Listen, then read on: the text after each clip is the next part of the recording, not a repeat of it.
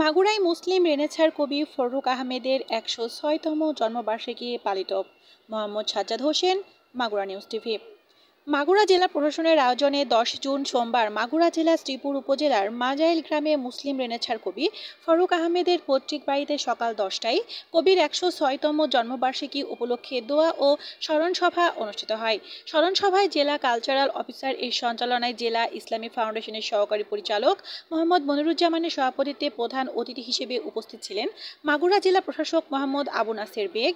বিশেষ অতিথি হিসেবে উপস্থিত ছিলেন যথাক্রমে অতিরিক্ত জেলা প্রশাসক সার্বিক মোহাম্মদ আব্দুল কাদির, শ্রীপুর উপজেলা নির্বাহী কর্মকর্তা মমতাজ মহল, ইউনিয়ন পরিষদের চেয়ারম্যান হুমায়ুন রশিদ মুহিত। অনুষ্ঠানের শুরুতে স্বাগত বক্তব্য রাখেন কবির বড় ভাইয়ের ছেলে শিপন। প্রধান অতিথির তার বক্তব্যে বলেন, কবি ফররুখ আহমেদ ছিলেন মুসলিম রেনেসাঁর কবি। তিনি মুসলমানদের ধর্মীয় গোঁড়ামি ভেঙে একটি নবজাগরণ সৃষ্টি করেছিলেন। আমি যখন এখানে পা রাখলাম আমার সমস্ত শরীর পুলকিত হয়ে উঠল, যা আপনাদেরও হওয়া উচিত।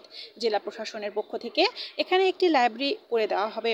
শ্রীপুরে অনেক মহৎ মানুষ জন্ম নিলেও এখানে প্রায় প্রতিদিনই দাঙ্গা হাঙ্গামা লেগে আছে। আসলে আমাদেরকে ভালো ভালো মানুষের নিয়ে চর্চা বাড়াতে হবে, তবেই সংঘর্ষ এড়াতে পারবো।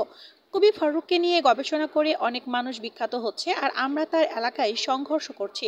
তিনি আমাদের অনেক কিছু দিয়েছেন, যারা বুঝতে পারছি না তাদেরকে বলবো ওনার বই পড়ে দেখুন, তাহলে ভালো কিছু পেয়ে যাবেন। সভা শেষে কবির আত্মার শান্তি কামনা করে দোয়া ও মোনাজাত করা হয়। দোয়া ও মোনাজাতে কবির আত্মীয় স্বজন, এলাকার সাধারণ জনগণ ও অসংখ্য কবিভক্ত উপস্থিত ছিলেন। মাগুরা নিউজ টিভি, এনএফ তানি। এগুলো ভেঙে দিয়েছেন, এগুলো ভেঙে ওনার কথা মাঝখানে আমি আস্তে আস্তে ভাবছিলাম যে নদী, এই যে পাশাপাশি নদী আছে, উনি যে জায়গাটা আমরা বসে আছি, যে জায়গাটা কতবার হেঁটেছে, এটা ওনার পরিচিত, তাই না?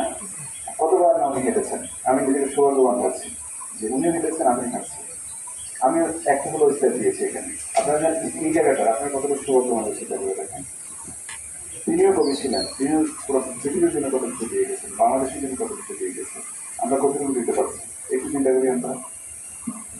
শুধু উনি না, এই জেলার যারা কবি সাহিত্যিক আছে, যারা বছর এখানে তার এই দিনে এবং নিত্যদিনে যদি দোয়া মাহফিলের আয়োজন করা হয়, সেটা তাকে স্মরণ করা হয়। এটা আমাদের জন্য তার প্রতি কৃতজ্ঞতা প্রকাশ করা এবং তার ঋণ পরিশোধের মতো কিছুটা হলেও হবে। বাংলা সাহিত্যের একজন কবি, তার জন্মদিনে কোনো আয়োজন হচ্ছে না, জেলা প্রশাসক হিসেবে তিনি এই আয়োজনের দায়িত্ব নিয়েছেন।